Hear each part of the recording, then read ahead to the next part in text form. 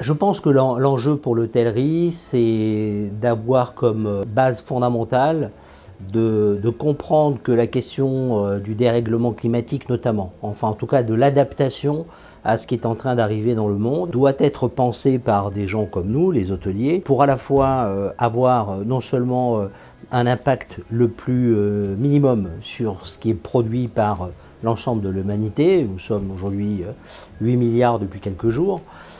Et en même temps comprendre que ça ne suffit pas. Évidemment, il faut, comme nous le faisons, encore une fois, on est le seul hôtel en certification agriculture biologique, on est en construction passive, on produit notre énergie avec Enercop et bien d'autres sujets.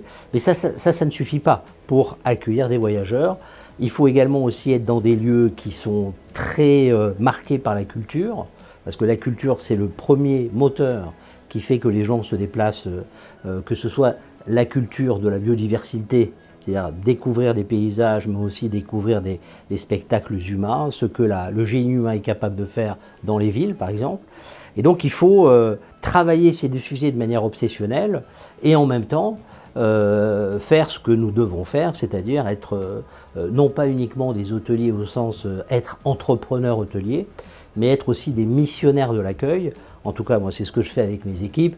Moi, je dis souvent que je m'inscris dans une tradition millénaire, presque biblique. Et donc, je me propose avec mes équipes, si vous voulez, de partager cette passion de l'hospitalité au sens noble. Il faut avoir cette mission de l'hospitalité chevillée au corps. Il faut penser la question de la culture et être également producteur de culture.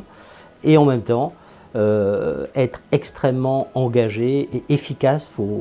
Vaut mieux pas parler d'écologie si on ne fait rien dans l'hôtellerie, s'il s'agit de faire du greenwashing, comme on dit aujourd'hui. Donc il faut s'engager profondément. Et je crois que voilà, ce sont les 2 ou 3 éléments fondamentaux pour affronter les enjeux que nous avons à affronter demain.